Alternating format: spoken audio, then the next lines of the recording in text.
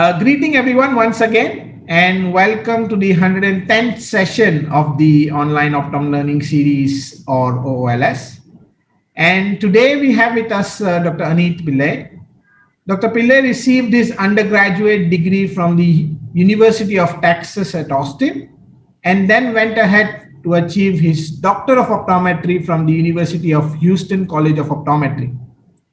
He is the co-owner of a specialty practice named as Evolutionary Eye Care, where his focus and clinical emphasis is on anterior segment diseases, which includes keratoconus, specialty contact lens fittings, myopia management, and as the title goes, ocular surface disease. He has written a couple of articles and lectured on the topics of these practice management, orthokeratology, ocular surface disease, and many more. He is a fellow of the Scleral Lens Education Society, and he is also a clinical adjunct professor at the University of Houston College of Optometry. An active member of the American Optometric Association and the Texas Optometric Association.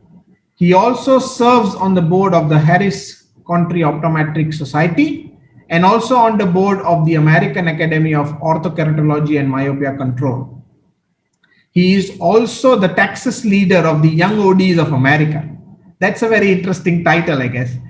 And today, Dr. Anith is going to talk to us about ocular surface disease and what do we really know, and take us through some management options which are available for these patients. And it would be like a journey on how to start, how to go about practicing and managing these patients. So welcome, Dr. Anith, onto our platform. Thank you so much for giving us this time. I do understand it's probably very late evening at your end, but thank you so much for doing this for us. Thank you so much. I really feel honored to be invited to do this. Thank you for everyone that's joining. I know it's early. And to the students, thank you especially. I know when I was a student, the things that I would wake up early for wouldn't be to listen to a lecture. So thank you so much for joining. And, let's dive right into it. We have a lot to cover. I hope everybody enjoys it. And this is truly one of my passions, is ocular surface disease. We will go into some diagnostics, some treatment options, but and we'll answer a few questions along the way. But unlike most lectures, I hope that'll actually arise a few questions in your normal clinical practice. So yes, we'll have some answers, but hopefully I get you thinking and maybe questioning some of the things that you are doing currently. So let's dive right into it. So any ocular surface disease lecture has to start with the DEWS-2 report. So this has a definition. This is the most recent DEWS report in July of 2017, and it had a very comprehensive definition. But the three highlights, and I'll leave that screen up there, I'm not going to read it to you, but the three highlights of DEWS-2 was loss of homeostasis, hyperosmolarity, which did exist prior, but also the neurosensory abnormalities. So that was a big one, the neurosensory component that was highlighted in this definition. Compared to the previous DEWS report back in 2007, so nearly a decade prior, where it mentioned that, yes, it's still a multifactorial disease of the tears and ocular surface, and it talked about tear film instability and addressed some inflammation and osmolarity, but the neurocentric component was something that was very, very different. And this goes into some coding issues of Sjogren's versus non-Sjogren's as far as aqueous deficiency. So you see that big difference in those 10 years of how much we learned. Yes, hyperosmolarity and inflammation are still very important, but that lack of homeostasis and the neurocentric component were the biggest takeaways. So diagnosis.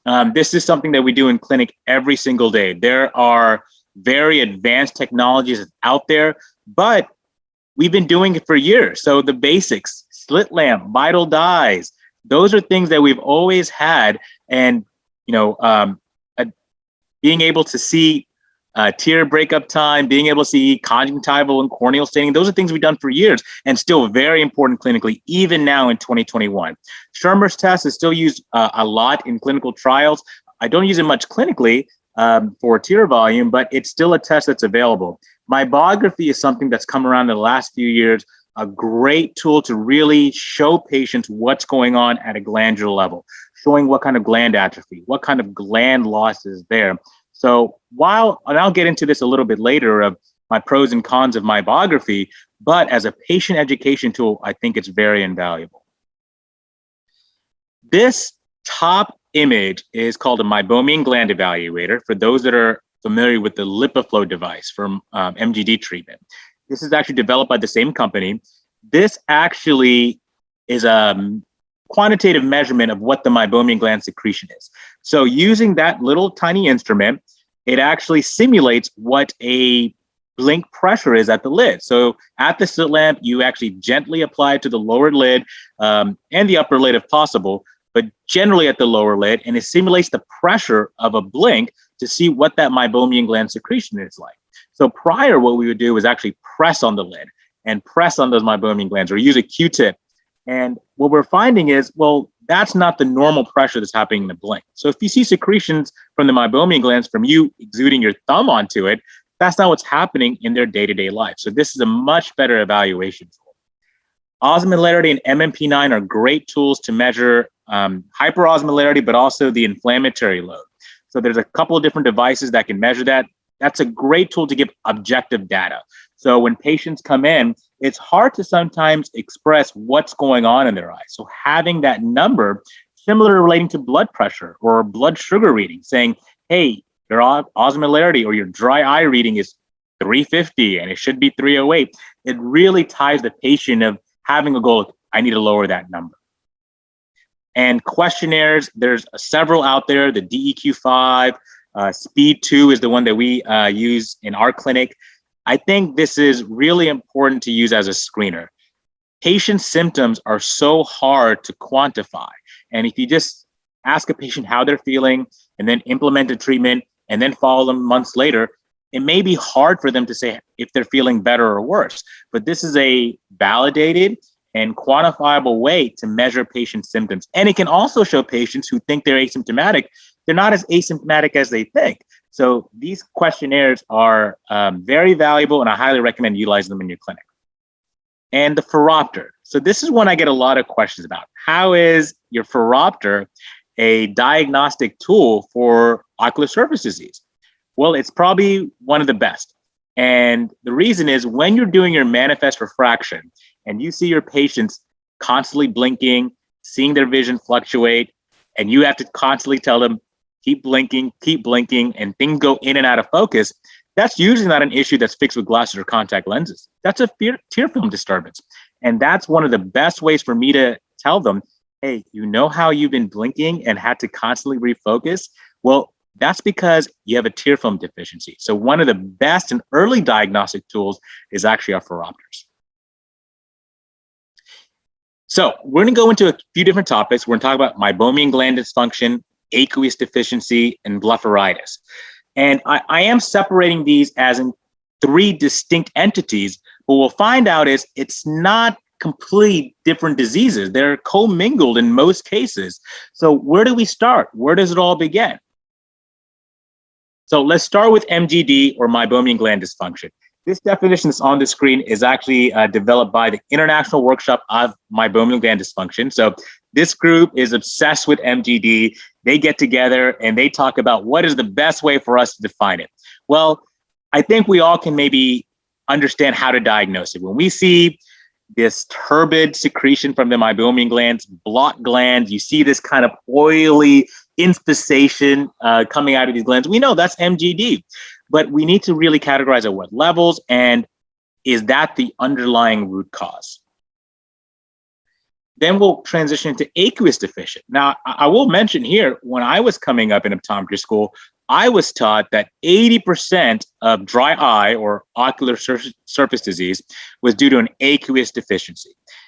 And we know now that it's actually closer to 86% the other way.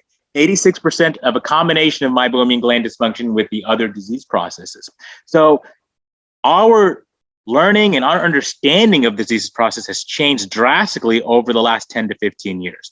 But aqueous deficiency still does exist, and it's likely comorbid with meibomian gland dysfunction. And what happens here is we have a loss of goblet cells on the conjunctival tissue. This loss of goblet cells leads to loss of mucin. So this tear film is not staying onto the conjunctival tissue as we would like. And when the loss of goblet cells leads to loss of mucin, we see this IFNX expression increasing, leading to inflammation. And the one thing we have to realize is ocular surface disease is an inflammatory disease. It does cause inflammation on the lid margin. It causes inflammation on the conjunctival tissue and on the corneal tissue. So there is an inflammatory component that we have to deal with at some point. And then the last stage is blepharitis. And when I'm mentioning blepharitis, I'm really talking about lid disease, lash disease. So when we're seeing any type of deposits on the lash margin, any type of inflammation right around the adnexa, that's where I'm talking about blepharitis. So getting back to the topic of where does it all start? Does it start from the front, meaning the lid disease, the lash disease, or does it start on the back end of conjunctival and corneal tissue? And what do we treat first? Why does it even matter? Does it matter that we know that which is the cause if we just need to treat it all at once? Well, we find out that there is some importance in making some distinctions there. So again, this is the definition that was brought up by the meibomian gland workshop, but this is a highlight of what the meibomian glands look like in kind of a cartoon structure, but this is a more accurate representation of what those meibomian glands look like. And what we'll see is it's an exocrine gland, so it secretes those oils and supplies the lipid layer of the tear film. But we see that the upper glands are more prominent, they're larger, and there's more of them compared to the lower gland where there's a few less and they're a little bit smaller. So that's why you can sometimes see a highly atrophied lid margin at the meibomian gland level for patients, and they might be completely asymptomatic. Well, it's important to look at those upper glands. And they may have a large reservoir or a large residual level of meibomian glands on the upper lid that are helping and secreting those lipids that's helping them feel not as bad as you would expect from their clinical signs. The other thing that we have seen is with asymptomatic patients, there's such a disconnect between clinical signs and their symptoms. We've seen that you can have as low as 6 functioning meibomian glands that can sometimes excrete the necessary level of lipid that can hold over that entire lacrimal functional unit. And that might be the reason why you can see such atrophy, such blocked glands that you think these patients will feel horrible, but they're not quite there yet because those other few glands are going in work overload. They're compensating for all the other damage that they're seeing or that you're seeing. So what happens in meibomian glands is when those glands get blocked, there's not enough lipid. And we know that lipid layer is what prevents that tear evaporation. So not enough lipid, the tears evaporate too quickly. That entail creates an hyperosmolarity or hyperosmolartic environment. That causes a tear film instability, and that leads to inflammation. So it is a stepwise process that when you lose that lipid layer, yes, the tears evaporate too quickly, but then the tears become in a hyperosmolar state. The tear film is not as stable as it should be, and that causes ocular surface inflammation. Going into blepharitis, and we will really dive deep into blepharitis versus Demodex, and I'll address that later on. But what blepharitis really means is inflammation of the eyelids. And what causes that? Well, there's normal bacteria that live in our lash margin. They're supposed to be there. The far majority is staph epidermis, and we'll go into the breakdown of it here in just a second. But when there's that overgrowth of bacteria, they create these areas of biofilm. And when there's too much of something, that's when the ocular surface inflammation starts to happen. So what we'll see is this blepharitis, which is normal bacteria that should be there, that overgrowth causes the problem of blocking meibomian glands and then in turn causing ocular surface inflammation. And as I mentioned, these bacteria are supposed to be there. Staph epidermis is by far the most common, but there's a few other that you'll find if you culture the lash margin. But they're normal bacteria. It doesn't mean that's an active infection necessarily, but if they're not put under control, that's where they can cause issues into blepharitis and then causing further down the line meibomian gland dysfunction and then causing conjunctival and corneal staining. Demodex. So this has been a hot topic. Demodex has really exploded in the world of dry eye disease. How much should we be focusing on that? Demodex, again, is normal. We should have Demodex. That is a normal mite. It's not a bacterial pathogen. It's a normal mite that lives on our body. And the average human has about 2,000 of these Demodex mites across their entire body. They live in our hair, our eyebrows, and also within our meibomian glands. And the biggest thing that we found is this cylindrical sleeve that we have termed pathognomonic for diagnosing Demodex.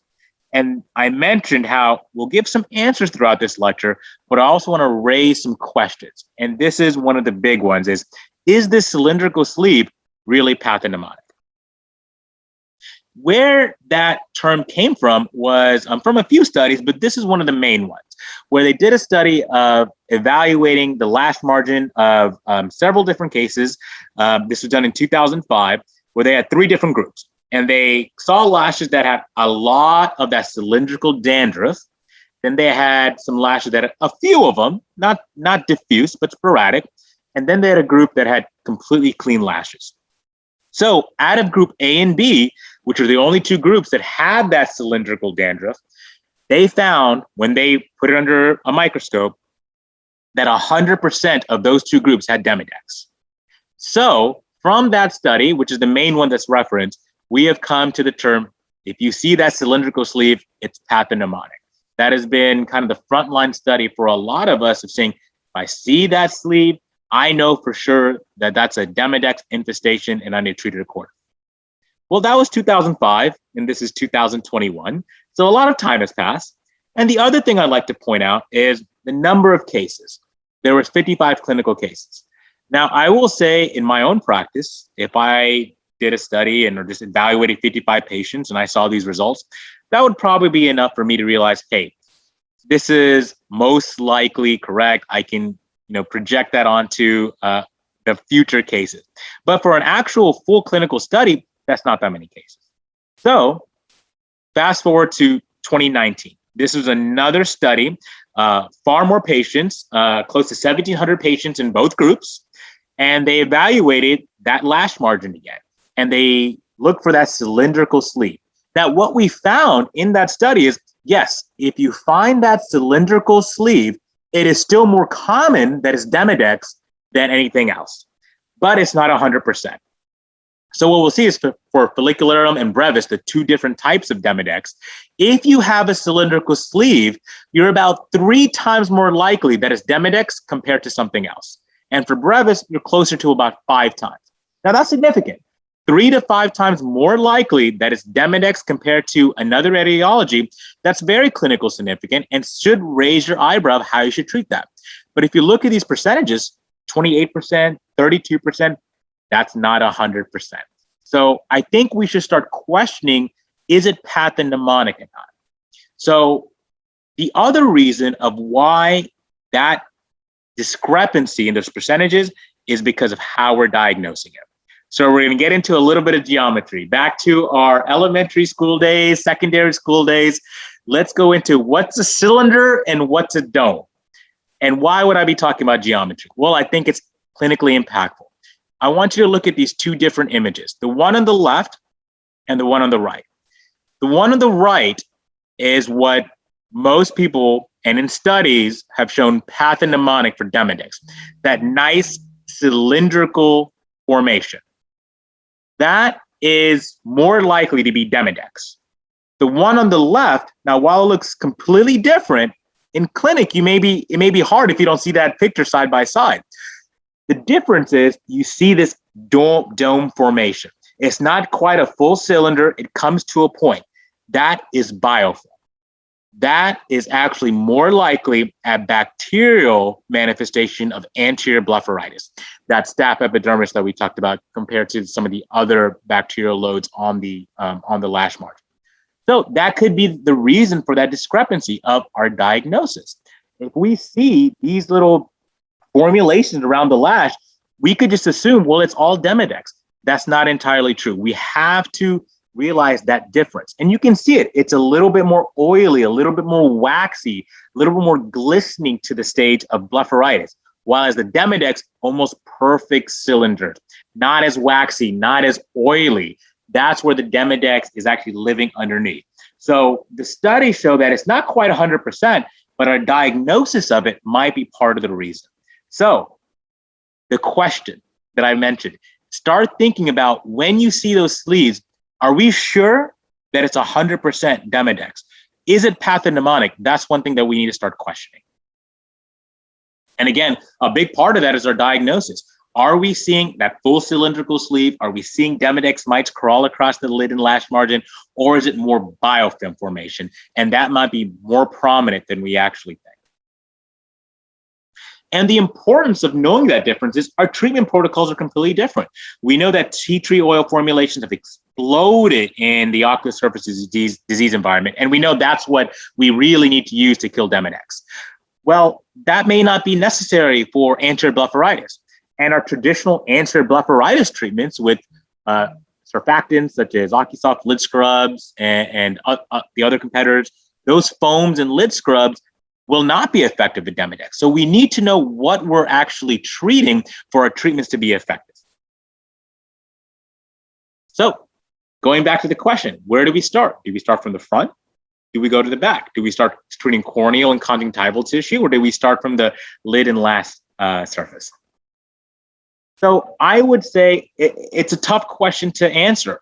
I believe that most of this will start from the front. I believe it'll start from a biofilm or a Demodex proliferation that causes meibomian gland dysfunction, and that lack of lipid production then leads to ocular surface inflammation and leads to the conjunctival and corneal problems we see.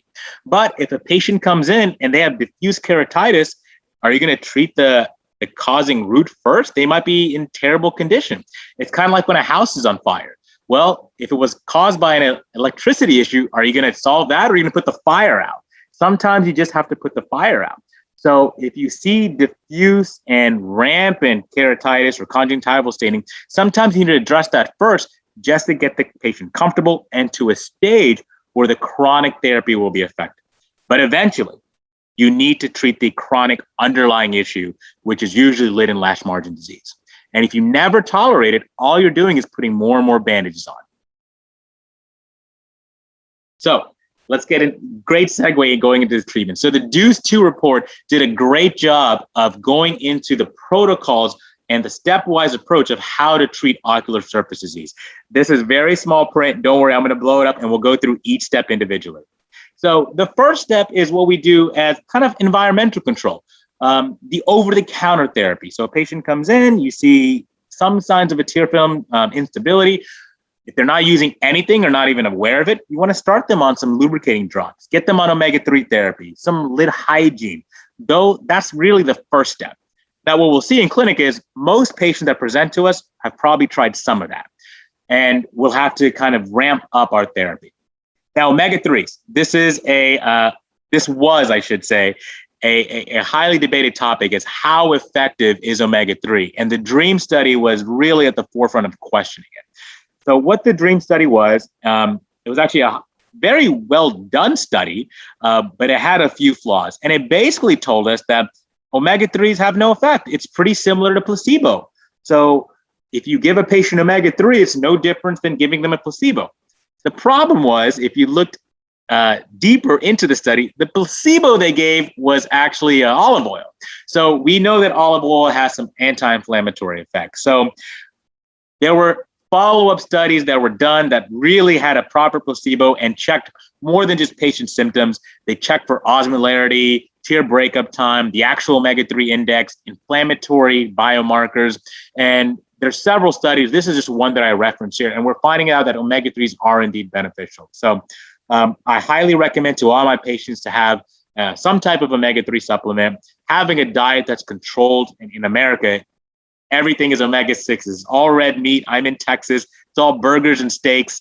So horrible diet and causes inflammation into the eye.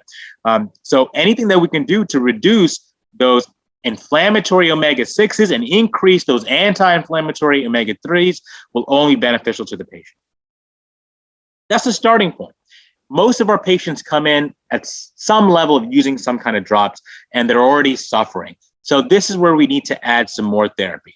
And that's where preservative-free drops and ointments come into play. Tea tree oil, if we know there's a Demodex infestation. Punctal plugs, I will say, I used to use that, 20 to 30 times a day in clinic when I first started practicing. I probably do it a couple times a year now. What we're finding is we need to get that tear film in a better state than just adding more moisture onto the eyes. But it can be helpful for symptomatic. Moisture chamber goggles that patients can use at home is a great tool as well. And the biggest thing that I want to highlight here is, look, this is step 2 in the DEWS 2 recommendation. In-office treatments, things like Lipiflow, IPL. When these treatments first came out, a lot of practitioners reserved it for the very end, for late-stage disease, for patients who didn't do well on everything else, and now they're suffering, and let's throw Lipiflow or IPL on. No, these interventions need to happen much, much earlier in the game. So remember that in the TFOS DEWS 2 report, these in-office treatments, such as Lipiflow and IPL, are actually stage 2 treatments. And we all know about antibiotic and steroid therapies. They're typically short course just to calm the inflammation down. And then our topical immunomodulators, such as cyclosporin and Liftigras. Again, these are stage 2 therapies. These shouldn't be end-stage treatments. In stage 3, I don't use much oral secretagogues. That's very advanced, and it also depends on what your scope of practice is, if you can prescribe these things. But autologous serum tears, bandage contact lenses, Scleral lenses, I do use often.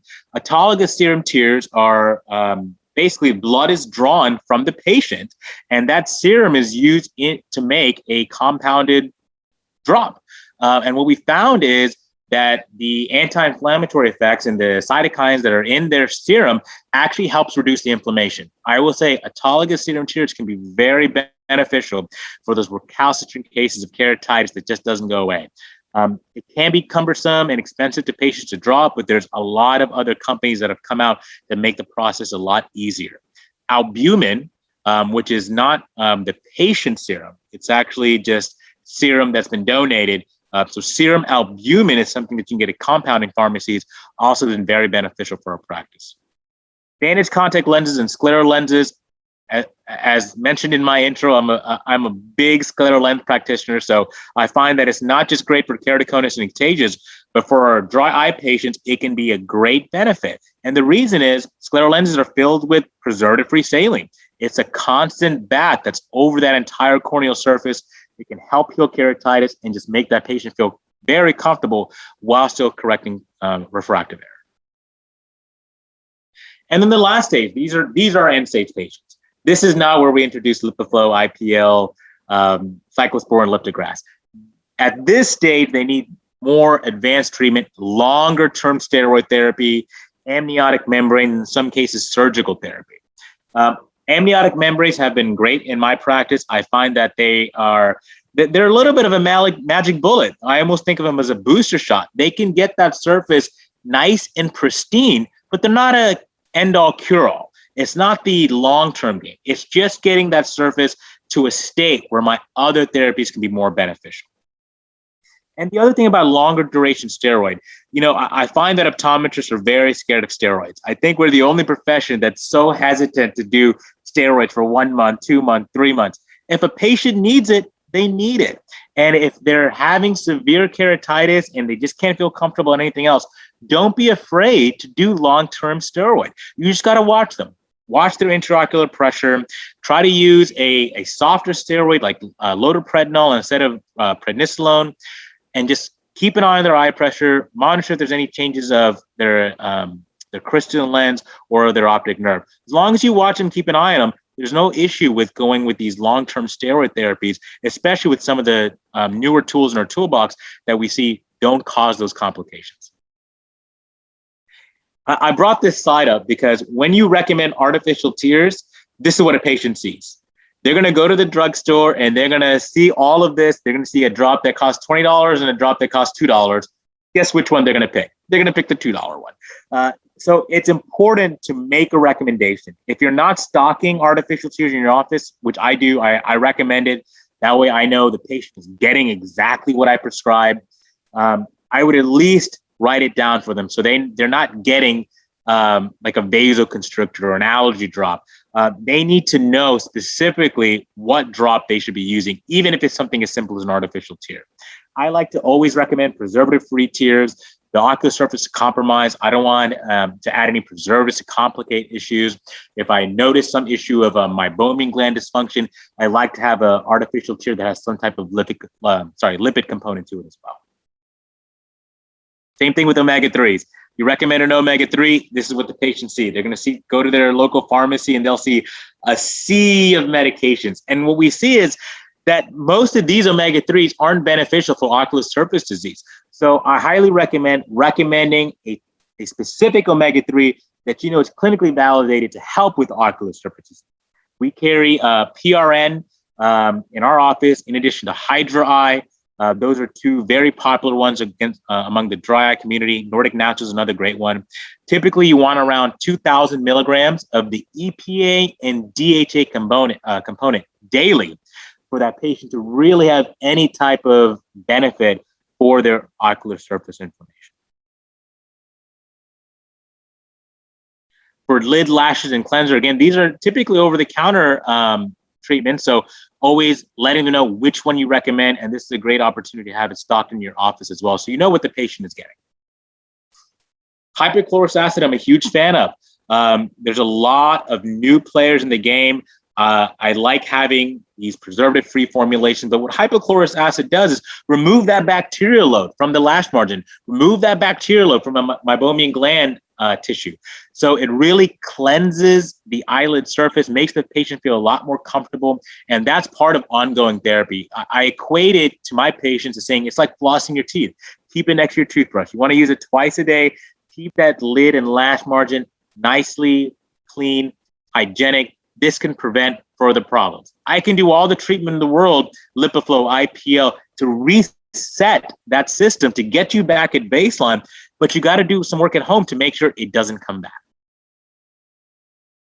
The topical therapies, we talked about cyclosporin, has been around for decades, very effective immunomodulator. Again, very good for aqueous deficiency, so you need to make sure that you're prescribing it for the patients that need it.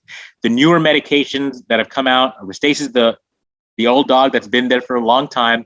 Cequa is also a cyclosporin formulation. That's a newer medication, a little bit stronger. Now, what I found is Cequa does have a little bit quicker benefit to the patient. And it's not because it's a higher concentration. It's actually because of the vehicle they use. It tends to penetrate the tissue a little bit better than the older vehicle of Restasis.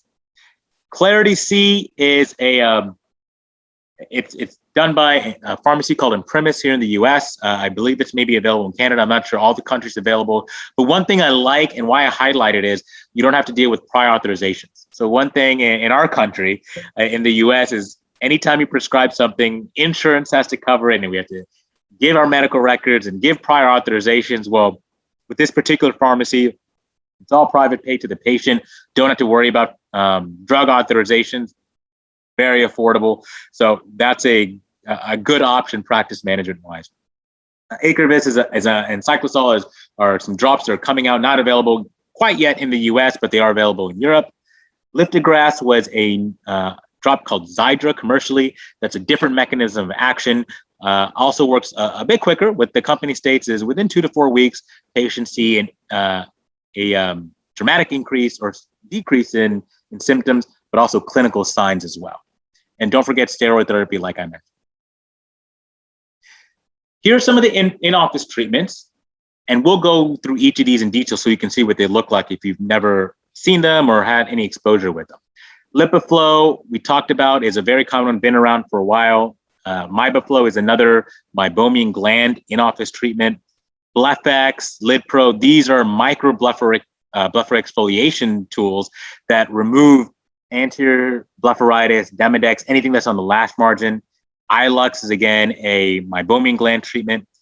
Tearcare, also a meibomian gland treatment. I will show you what all of these treatments look like so you can see what they would be for the patient.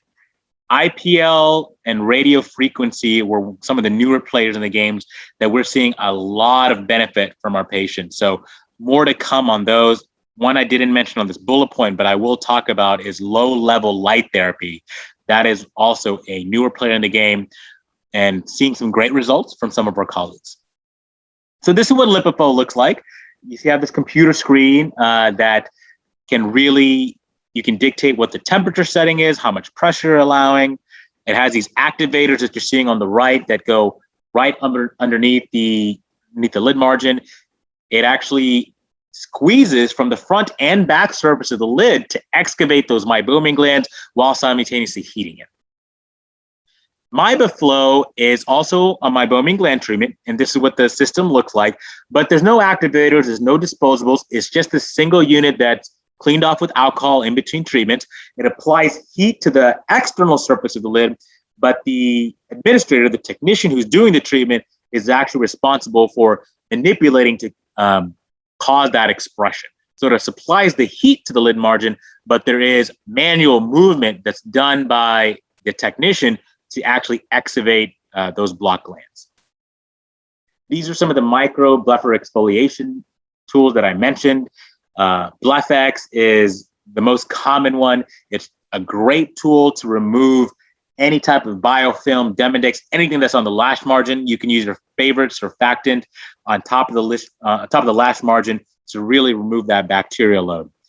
The one in the middle is called Zest. So this is a company called Ocular.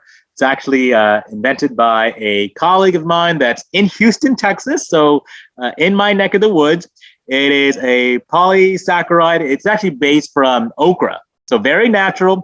And what we find is it has a lot of anti-inflammatory effects that help reduce inflammation, but also the bacterial load on the lid and lash margin. So when I do microblepharoexfoliation with Blepharitis or a similar tool, I like to use the Ocular products because it really helps not only remove that biofilm, but has some anti-inflammatory effects as well. And it's something you send home patients with. So that's part of the home maintenance therapy.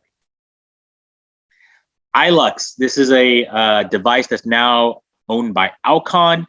It is a handheld device. This is for in-office therapy.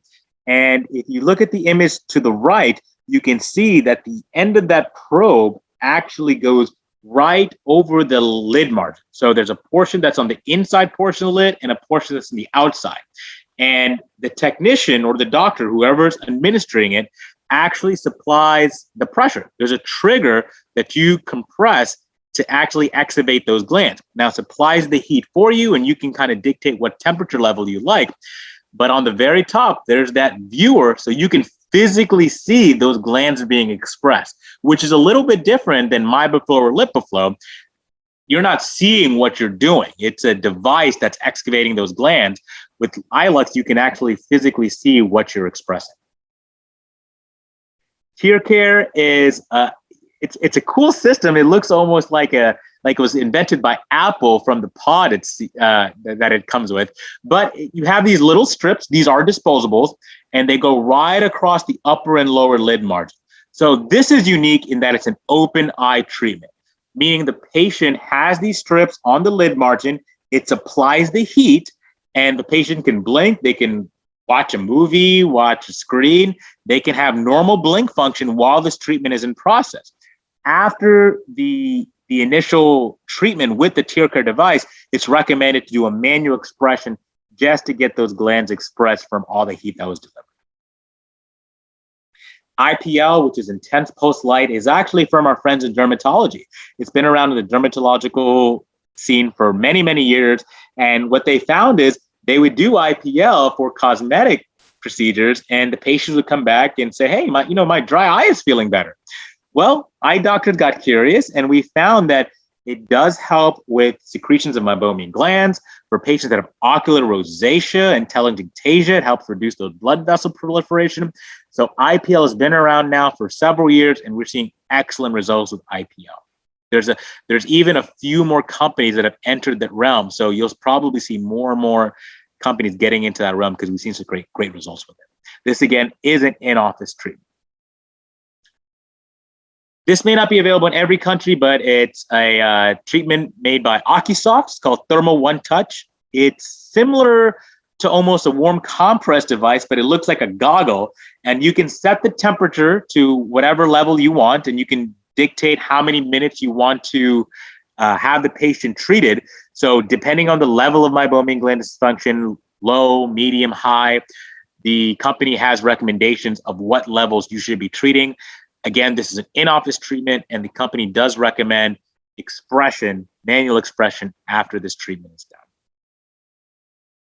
Radio frequency is one of the newer players. Radio frequency, we can also thank our friends in dermatology, used for a long time for cosmetic reasons, and we can still use that for eye care. We can get rid of those wrinkles around the eyelid margin.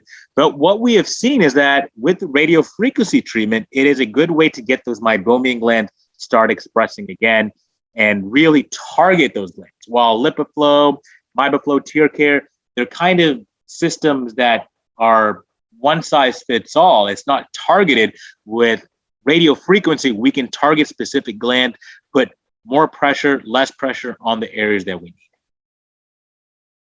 And then here's low light level therapy.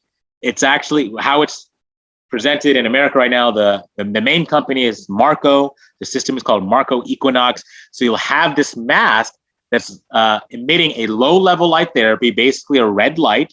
And what we're finding is that that can help create better meibum secretion, reduce the inflammatory load, and getting better symptoms for those meibomian gland dysfunction patients. Has some cosmetic benefits as well.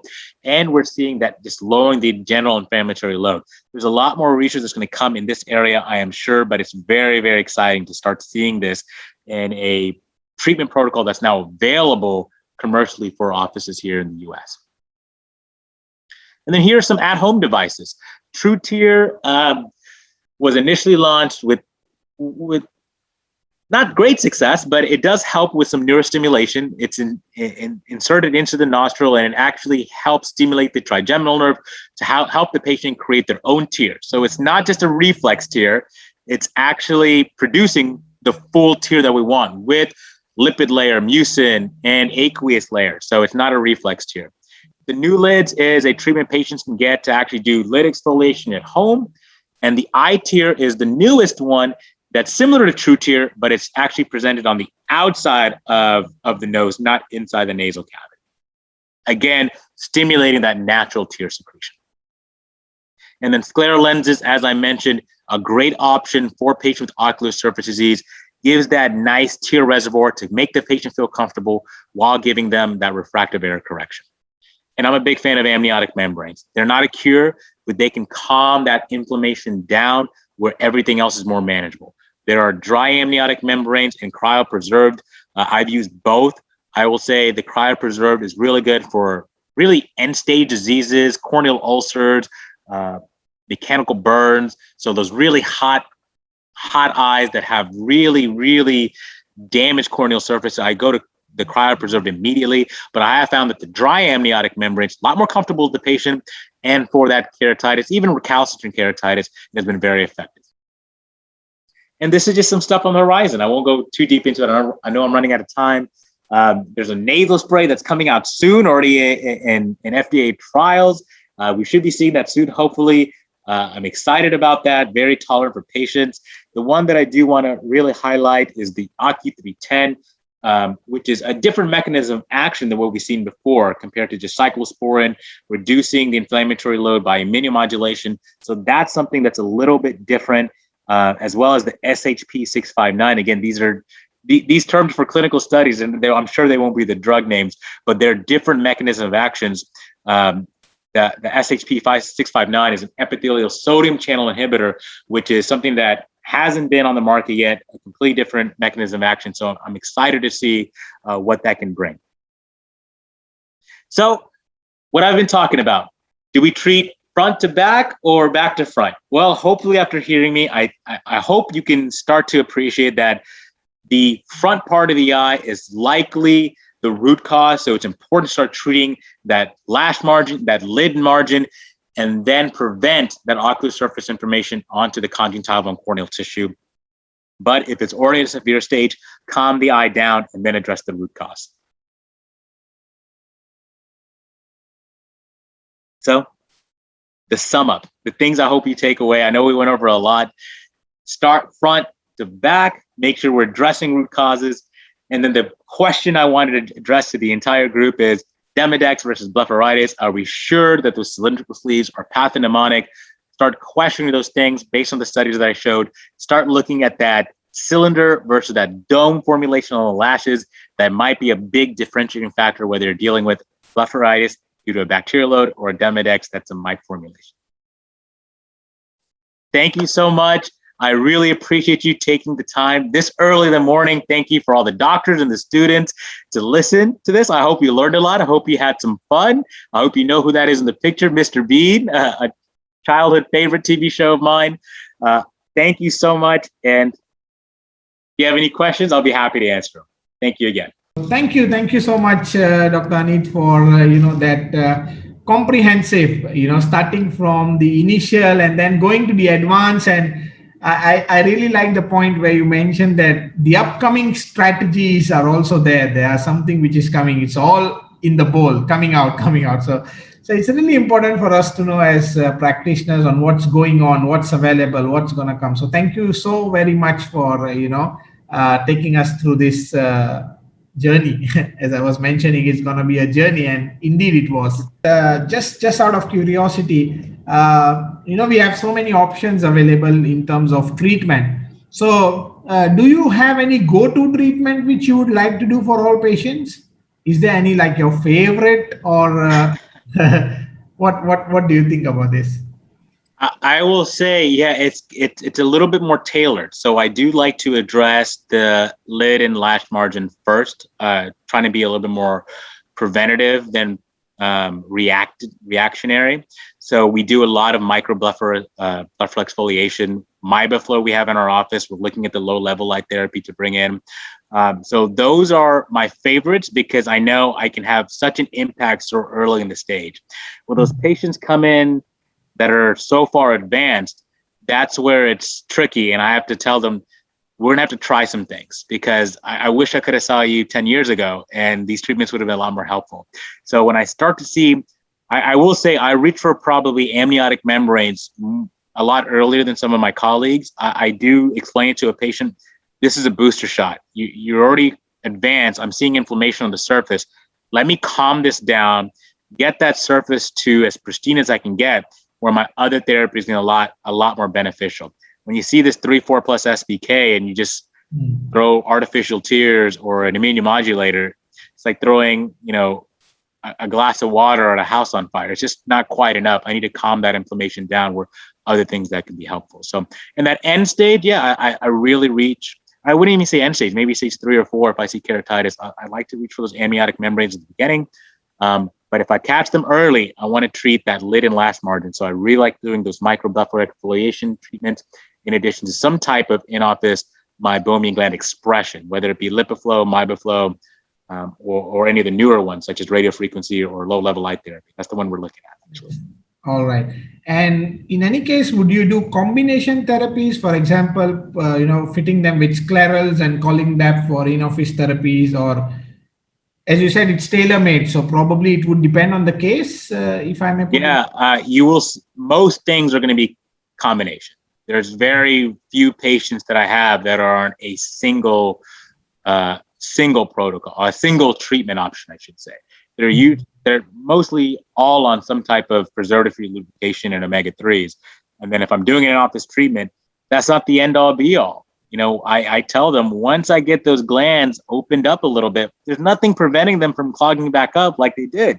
So we need to do some at-home therapy to make sure we're not going down that same path. So I wish, and I tell this to my patient, I wish I could prescribe you a pill and then you're good for the rest of your life. It's just not the nature of the disease at this point. So I believe you must be spending a lot of time educating the patient as well, so that they need to know what's the ongoing process and what's their role in this treatment and what's your role as a clinician there. So and that's a tough part of treating this clinically. So when a patient comes in, if they're coming for a routine exam, I don't overload them. I tell them, I treat whatever they're coming in for. They have a refractive error, what have you. And then I say, hey, I see this sign of a tear film deficiency. Let's start you on lubricating drops, omega-3s, and I want to see you back in a couple of weeks. And then we'll go dive deeper into what we can do about it. So I start stepwise. I'll start them on that step 1 treatment, environmental changes, lubricating drops, over-the-counter therapy. Then I'll see them back for a dedicated dry eye evaluation. That's when I do the meibomian gland secretion evaluation, checking osmolarity, doing vital dye staining. I don't do that all at once. I have to have a separate evaluation, letting them know this is what this visit is dedicated towards. And then I can have time to talk about what I'm seeing. I also don't like to throw too much at a time. So, for example, if they have severe keratitis, at that point, I'll just mention, I'm going to do this amniotic membrane treatment, but there's more down the line. And I won't go quite into what that is yet. I'll treat them, then I'll bring them back. Once that's healed, then I'll talk about, okay, now that portion is healed. Now let's address the chronic issue of those glands, which caused all this. Now we need to do Lipiflow, Miboflow, low-level light therapy. When I find, if I put a patient on, okay, hey, you need restasis, we need to do Lipiflow, you might need a short course of steroids, don't forget your lubricating drops and omega-3s, don't forget warm compresses. That's way too much. If my doctor told me that, I would probably do none of it. To be honest, I wouldn't even do 10% of it. When you just give too much information, it's just overload. So I like to go 1 to 2 steps at a time, just so it's easy and understandable for the patient. That's right. Yeah. So that's very useful, because what happens is sometimes, because as clinicians we have so much information, and when we try to explain to our patients, we start from A to Z. But then by the time we are reaching the R or Q, they already forgot what's A. Like, as you mentioned, you probably will just do 10% of what your doctor told you. So going step by step, I think it's a very good takeaway for us. Yeah. That was a big mistake I made in earlier in my career, where I would give out everything. And I would say, hey, let's do all of this. And then what I find out is no one ever returned for my dry eye evaluations because they had no idea what's going on. So definitely a simple approach is always best. Yeah. And would you like to throw some light on the type of artificial tears you would prescribe, or which would be appropriate for meibomian gland, aqueous, blepharitis, and just a few takeaways here? Sure. So this is just my personal opinion. I always go towards preservative-free formulations.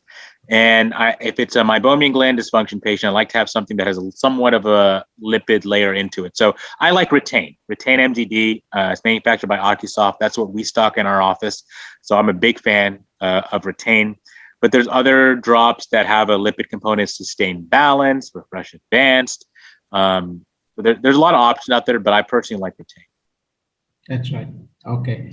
And you also did mention that it's not only the in-office, but they have to do some cleanups and take care at home as well. So is warm compression your go-to to prescribing all these patients? Would you advise? That's a good question. Yes, warm compress is part of it. I will admit that I'm guilty of not talking about warm compresses as much as I should. My partner does, and probably the main reason is it would be tough for me to do that 10 minutes a day, every day. But yes, that's part of it. I would say my at-home therapy, what I tend to lean on, I'll always say the lubricating drops are important, but think of them as Tic Tacs. They're meant to help you feel better. Eventually, we want your body to produce those tears. So that's where the omega-3s are very helpful. That's where the lid scrubs and the hypochlorous acid solutions that are going to be helpful. Things like new lids that can help exfoliate some of those things. But warm compresses certainly can be beneficial. And there's newer ones that are out there that can be even done in an open eye environment. But I will say I'm guilty of not recommending it as much as I should. But yes, that would be part of the at-home therapy to make sure they're not going down that path. That's right. And just looking at the chat, let me just see if there are any questions. Yes, I think there's one question which just popped up, says that if the patient has glaucoma, is it safe to prescribe long-term steroids for ocular surface disease patients? So, yeah, that's a good question. I mentioned how don't be afraid of prescribing steroids, but in a glaucoma patient, you certainly want to be careful. It will depend on the severity of the ocular surface disease. I would try to avoid it as much as I can and do any of the other interventions. Now, if you find that they're not a steroid responder, it makes you feel a little bit better, but you still don't know. So I would be very careful in doing long-term steroid therapy in a glaucoma patient, especially if their IOP is not well managed. All right. So I think you did mention it's tailor-made, and you have to look at a lot of different things before you. It's not just telling them to do this, but there are underlying causes which you must also, like in this case, glaucoma is an underlying pathology. We must make sure of our treatment. Sure, and I think it's important, especially if just starting out and creating a dry eye clinic, is it's important to have systems so you know something to reference back. And then you can tailor-made it to those unique situations. So it's nice to have, hey, what do I do in my routine exam? What am I recommending? Then what are my diagnostic tests at my specific dry eye evaluation? Mm-hmm. And then what is my go-to for that visit? You know, having systems is good. And then once you have the systems in place, then you can tailor-make it, I should say.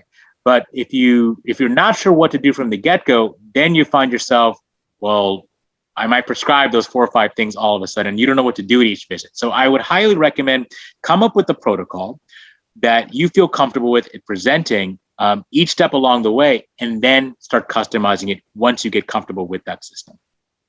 All right. Okay. So I think thank you very much, Dr. Anith. It's really wonderful. Thank you for answering and giving us the tips as well. Really enjoyed the session, and also, getting to know what's available in different parts of the world. It's not just that we are sitting here, but sometimes what happens, as I was mentioning you prior to the talk, that we might get in a patient who has been doing these therapies overseas, and then when they come to us and then they mention IPL or low light therapy, if we are not aware as clinicians, it's kind of a bit difficult for us to counsel them. So thank you so much for taking us through the therapies and letting us know what's available. No, thank you so much. I'm so glad to connect with all of you, and we're all in this together globally. So I'm so happy that we could be together and share and discuss all the different treatment options and our knowledge on eye care in general. Yes, that's very true. So thank you so much, Dr. Anith. Thank you so much, everyone, for attending today's session.